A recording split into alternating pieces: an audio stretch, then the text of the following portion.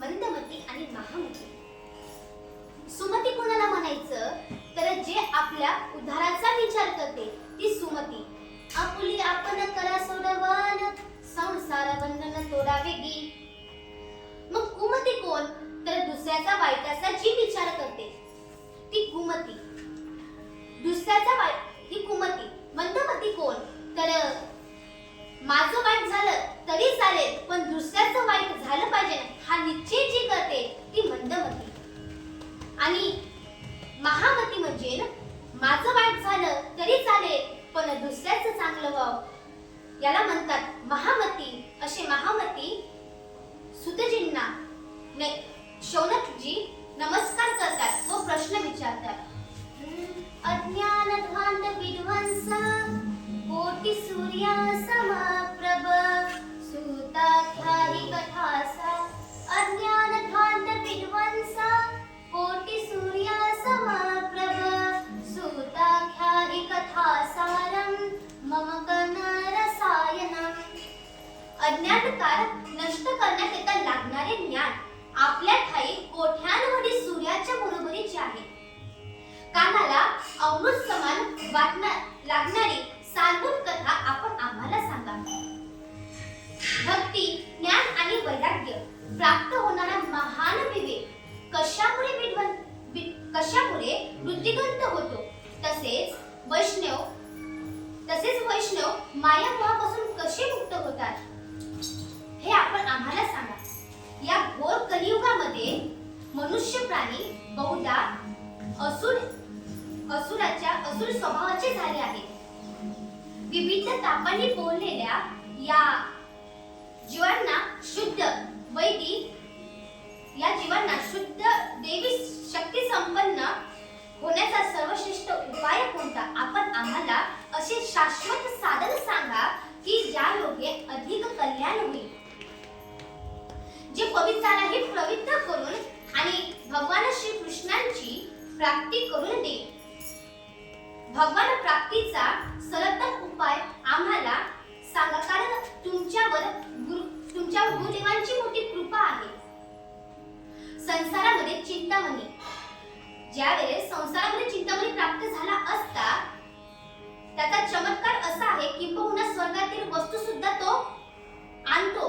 पण चिंतामणी आणि कल्पवृक्षामध्ये हे सामर्थ्य नाही की ते भगवंताला प्रगट करेल किंवा भगवान परमात्म्याची भेट करून देईल. कल्पतरूवरी जो कोणी पैसाला का येऊन त्याला सांगा जोजी. हे सामर्थ्य फक्त श्री गुरूंच्या कृपामय छायेमध्येच आहे. योग्यांनाही दुर्लभ असणारा वैकुंठ धाम सद्गुरूंच्या कृपेने सहज प्राप्त होतो. चिंतामणिर्लोक सुखम सुरद्रु स्वर्ग संपदम प्रयच्छति गुरु प्रीतो वैकुंठम योगी दुर्लभम. सुतजी महाराज म्हणाले शौनक महोदय तुमच्या हृदयामध्ये भगवत प्रेम आहे म्हणून मी तुम्हाला विचारपूर्वक जन्ममृत्यूचे भय नाहीसे करणारा उपाय सांगतो किंवा सिद्धांत सांगतो. श्री कृष्णाच्या प्रसन्नतेला प्रमुख कारण होऊ शकते ते साधन मी तुम्हाला सांगतो. पण वक्ता सांगत असताना श्रोत्यांनी ते लक्षपूर्वक ऐकावं किंवा वक्ता सांगत असताना श्रोत्यांनी सावधान राहावं. सावधानतया शृणु. ज्ञानोबराय सुद्धा सावधान करतात तरी अवधान एक विरतिजे मग सर्व सुखाशी पात्र होईजे. हे प्रतिज्ञोत्तर माझे उगद ऐका. सुरी सावध करतात. ऋषींनो या संसारामध्ये सर्वात जास्त भीती मृत्यूची आहे. ऋषींनो या संसारामध्ये सर्वात जास्त भीती मृत्यूची आहे. मनुष्य प्राणी कल्पतरू सर्पाचे भक्ष्य झाले आहे. या त्रासाला संपूर्ण नाश करण्यासाठी श्री शुकदेवांनी श्रीमद भागवत कथेवर प्रवचन केले. काल व्याल मुख ग्रास त्रासनी नाश हेतवे श्रीमद भागवतम शास्त्रम करो गिरेन भाषितम. शुकदेवजी जगाच्या कल्याणासाठी भागवत मधुर फल प्रदान करतात. ते फल त्यांना आचार्य परंपरेने लाभलेले आहे. तेच मिळालेलं फल त्यांनी जगत उद्धारासाठी दिलं. जगाच्या कल्याणा संतांच्या विभूती देह कष्टविधी परोपकारे. जेव्हा परिस्थिती राजासमोर मृत्यूचे भय उपस्थित झाले, 7 दिवसात मृत्यू येणार असं राजाला कळल्यानंतर स्वकल्याण करिता परीक्षित राजा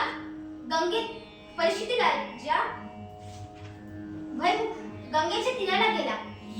त्यावेळेला गंगा तलावर जेव्हा शुकदेवजी राजा परीक्षितेला कथा सांगत होते, तेव्हा ही गोष्ट देवांना समजली.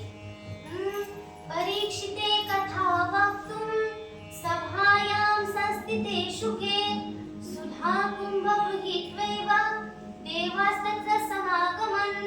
तेव्हा देवांनी स्वर्गातील अमृत, आता स्वर्गात काय काय आहे तर स्वर्गात बरंच काही आहे. कल्पतरू आहे, संजीवनी आहे, स्वर्गामध्ये अमृत आहे. मग ज्या वेळेला देवतांना समजलं की शुकदेवजी महाराज परीक्षितीला कथामृत सांगत आहे, त्यावेळेला सर्व देवता शुकदेवजीकडे आले आणि त्यांना प्रणाम करून देवता बोलू लागले, आम्ही असं ऐकलंय तुम्ही परीक्षितीला कथा सांगत आहे, तुम्ही हे अमृत परीक्षितीला पाजा आणि त्याला मरण भयातून मुक्त करा आणि आम्हाला कथामृत द्या. शुकदेवांना आश्चर्य वाटले. देवता एवढे परमार्थिक कधीपासून झाले किंवा देवता एवढे परमार्थ केव्हापासून करायला लागले. या मनुष्य लोकांमध्ये प्राय मनुष्य मरताच मी यांना बोलवलं नाही. न बोलवता हे जर आले असेल तर यामागे नक्कीच काहीतरी उद्देश असावा. कारण देव स्वार्थपोटी कारण की देव स्वार्थपोटी ते आले होते.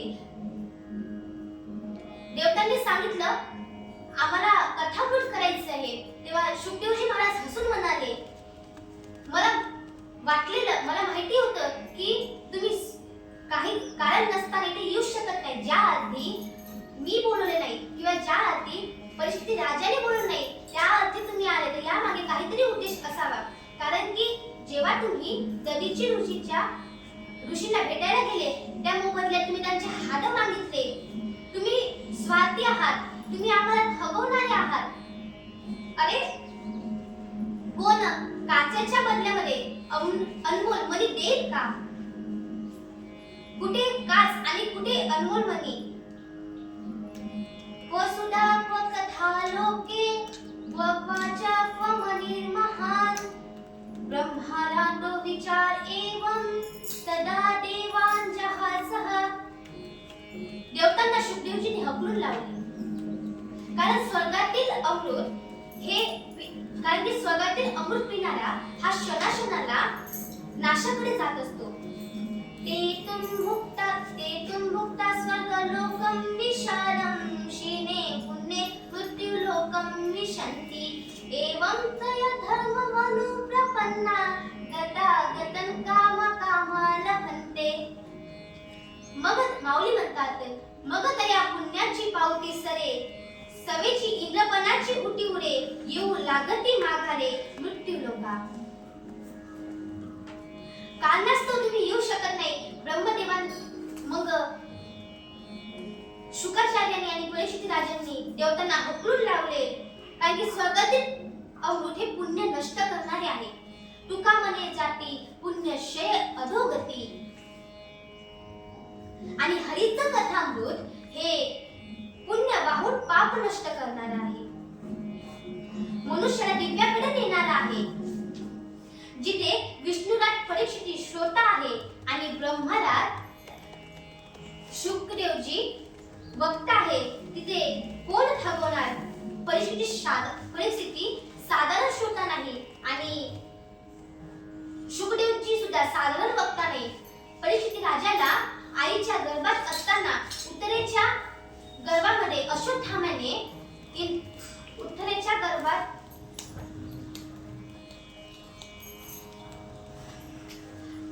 पापने जाती पुण्यक्षय अधोगती. हे पाप नष्ट करणारे श्रीमद भागवत आहे. आणि परिस्थिती सुद्धा साधारण श्रोता नाही. परिस्थिती राजाला भगवंताने गर्भामध्ये साक्षात्कार दिला आणि शुकदेवांना सुद्धा गर्भामध्ये साक्षात्कार दिला. ते आईच्या गर्भात असतानाच भगवंताच्या कृपेचे कवच धारण करून प्रगट झालेले आहे. म्हणून देवतांना त्यांनी परत पाठवलं. सर्व देवता ब्रह्मदेवाजवळ तक्रार घेऊन गेले. हे ब्रह्मदेवा, आम्ही देवता असूनही हरिकथे पासून वंचित आहोत. मानवाला एवढा अधिकार का? आम्ही जाणू इच्छितो. ब्रह्मजी म्हणतात, हे बघा, कथा ऐकल्यानंतर परीक्षितीवर काय परिणाम होतो ते 7 दिवसानंतर आपण बघू. जेव्हा कथामृत करून परिस्थिती परत प्राप्त करतो तेव्हा ब्रह्मदेवाला फारच आश्चर्य वाटते. राज्ञो मोक्ष तथा वीक्ष्य पुरा धातापि विस्मित ब्रह्मा सत्यलोके तुला मध्वा तोलयत् साधनान्य जगत. ब्रह्मदेवांनी सत्यलोकामध्ये अन्य सर्व साधने तराजूवर ठेवली आणि श्रीमद भागवत तुलनेत आणि श्रीमद भागवत एका तराजूवर ठेवली. तराजूच्या एका पारड्यात श्रीमद भागवत कथा ठेवली आणि एका पारड्यामध्ये अन्य साधनं ठेवली. भगवंताचे पारडे जड झाले. जिथे उपस्थित ऋषी मुनी देवता सर्वांनी निर्णय केला की कलियुगामध्ये भगवान शास्त्राचं पठण श्रवणाने तेव्हा भागवत शास्त्राचे पठण श्रवणाने तात्काळ वैकुंठ लोक प्राप्त होईल. सप्ताहविधी श्रवण केल्यानंतर भगवान खात्रीने मुक्ती देते. हे शास्त्र पूर्ण दर्यात अंतःकरणाने ऐकल्यानंतर किंवा संतानिक ऋषींनी देवर्षी नारदांना कथन केले होते. जरी हे शास्त्र देवर्षी प्रथमच ब्रह्मदेवाकडून श्रवण केले असेल तरी त्यांचा सप्ताह श्रवण विधी हे संतानिकांनी त्यांना सांगितलेला आहे. शौनकजींनी सुतजींना प्रश्न विचारला, संसार पाशातून मुक्त आणि नित्य संसार करणाऱ्या नारदांनी संतानिकांची भेट कधी झाली आणि हे विचार ऐकण्यासाठी त्यांना गोडी कशी लागली? त्यांनी कथा का ऐकली व कुठे ऐकली? एकदा हि विशालायां चत्वार ऋषयो मला सत्संगार्थं समायाता जदुषुस्तत्र नारद. एकदा बद्रीनारायण क्षेत्री ते 4ही निर्मळ अंतःकरणाने संतानिक ऋषी सत्संगासाठी आले असता नारदजी आपण उठासन चिंताक्रांत का आहे? जसे एखाद्याचे धन चोरीला जावे व तो चिंताकुळ व्हावा तसे आपण दिसत आहात, तसे आपण झालेले दिसत आहात. तसे आपण याचे कारण काय? आपल्यासारखे आसक्ती पुरुषाला हे शोभणारे नाही. नारद म्हणाले, मी पृथ्वीवर सर्वोत्तम असे समजून येथे परिक्रमा करण्याकरिता आलेलो होतो.